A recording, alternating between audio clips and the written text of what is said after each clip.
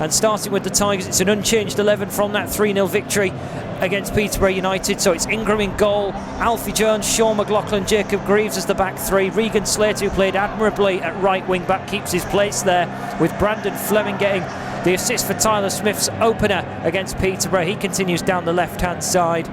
Smallwood and Doherty in the middle, Honeyman, Keane Lewis Potter and Tyler Smith complete the 11. The bench does see a little alteration, and it is some more attacking bite for Hull City from the bench. Malik Wilkes drops out after getting some minutes at London Road. Tom Eaves comes back in, and Alias Zayed Manesh also comes onto the bench. Completed by Harvey Cartwright, Ryan Longman, Tom Huddleston, Dishon Bernard and Liam Walsh. The Tigers needing to gain a foothold of finding the back of the net on home soil. West Brom likewise away from home. They have it back again and could plot a move as Livermore finds Gardner Hickman, plays it down the right hand side into Furlong, who steps away from Fleming, wants to return it to the youngster Gardner Hickman. He's got Ajayi pushing forward, he will deliver across. Nice swerving delivery as well. Ingram is forced into a save. Greaves will eventually get rid of it. It will be a throw in West Brom's way, but so prominent now in the modern game, centre halves being able to swing a ball in from out wide, and this time Semi Ajayi was the one who would normally try and connect with them, delivering. Keane Lewis Potter and Fleming marking Grant at the moment. Jake Livermore may be interested in getting forward. I think it was he who got the flick on in the last opportunity for West Bromwich Albion. And Furlong loading up again. This time it doesn't past the 6-yard box, the beginning of it. Fleming with a little header back out of the box, but still chances for West Bromwich Albion. The ball is whipped in again, and West Bromwich Albion score. This time Alex Mowat delivering, and West Bromwich Albion's fans can celebrate taking the lead.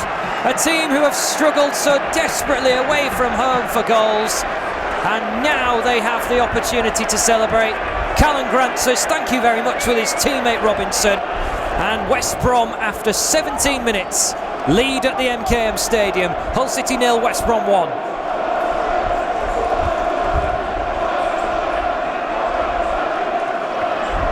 "13 games on the travels, they've only netted in 2 of them, but Steve Bruce's old club have been haunted by a cross delivered into the penalty area, and questionable marking from Hull City inside the penalty area.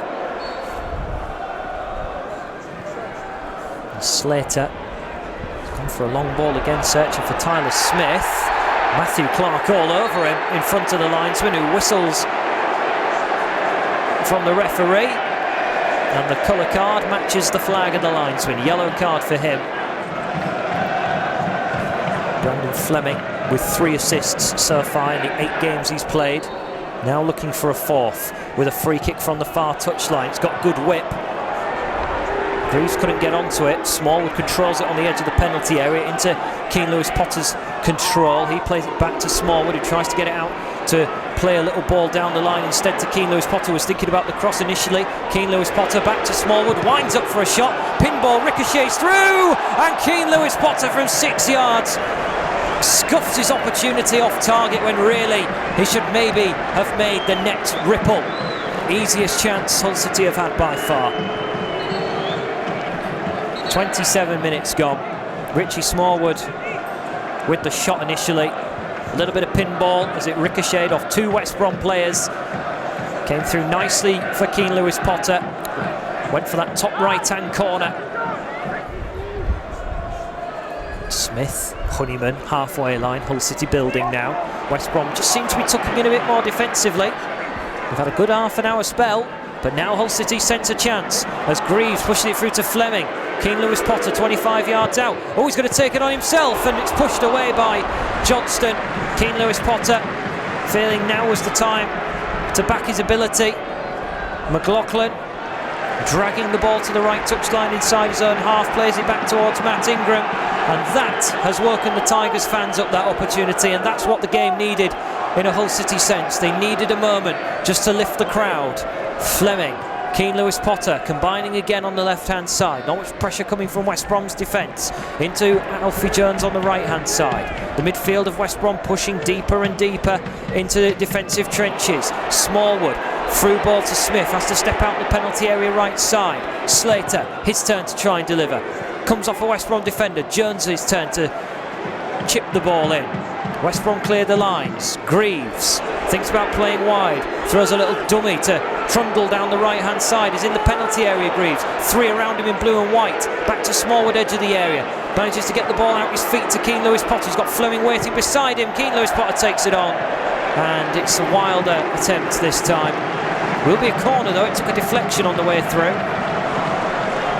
So Hull City, from a shooting sense, one man trying to stoke his team into life, and that man is Keane Lewis-Potter.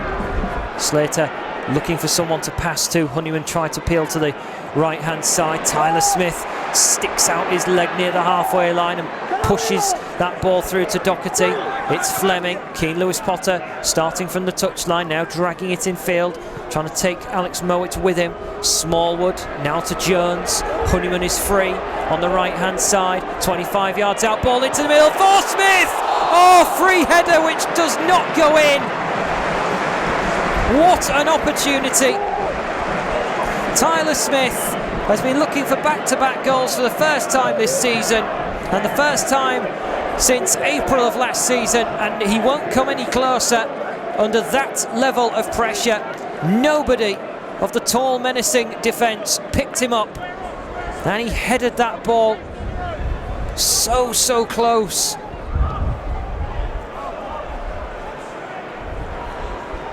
Callum Grant, edge of the area, wanting to play it through to Robinson, and again Hull City have read the play nicely, and Honeyman now looking for Keane Lewis-Potter, beautifully weighted into the penalty area, left side, Keane Lewis-Potter across, Smith scrambling at the near post.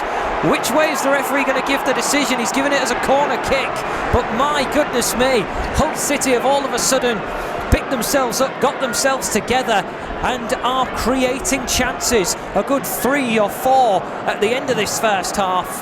Honeyman's best ball of the game by far. Neither team have made a change at half-time, and no fresh injuries to report as Hull City come out trying to chase some points. West Brom, though, when leading matches this season, have only lost twice from a possible 15 times that they've led. But in comparison to the other sides that came down with them last year, Sheffield United and Bournemouth, they are well behind those two in how many times they've led games so far this season. West Brom 15, Sheffield United 21, Bournemouth 24, but West Brom are going to get a penalty right at the start of this second half. Richie Smallwood is furious, but I don't think he can have any complaint.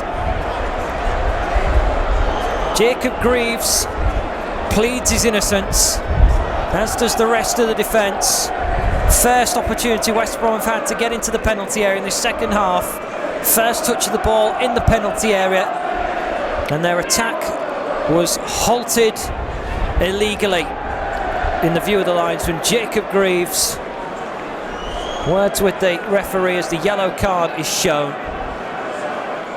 West Brom have not scored a penalty this season, neither have the Tigers.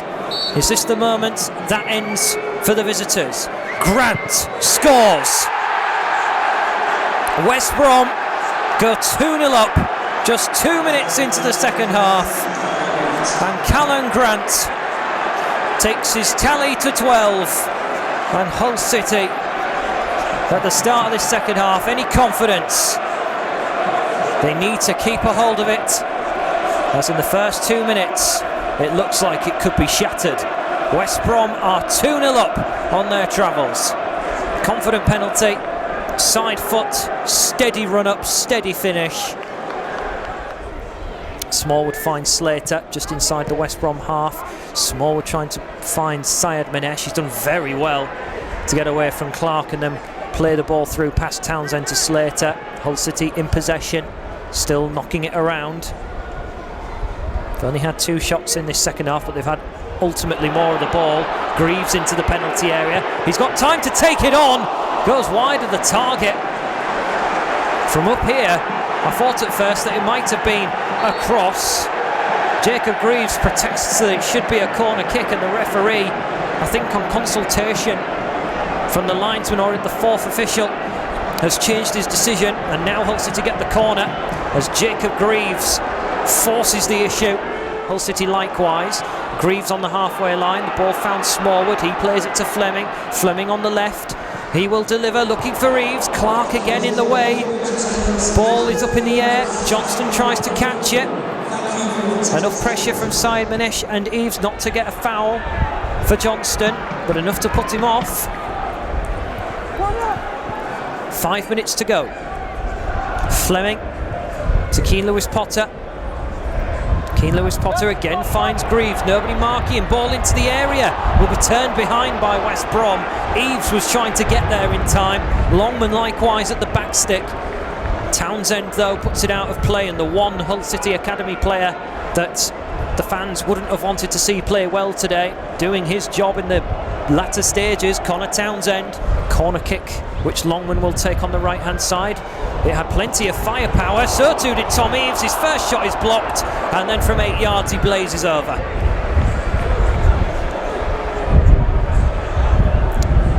Certainly a sign that Hull City aren't getting anything from this game.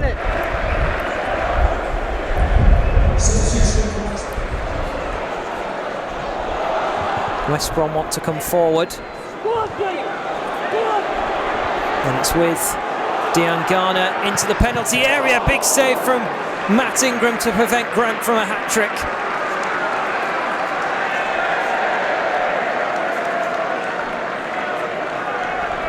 Ingram staying firm with a couple of minutes to go before the end of this contest.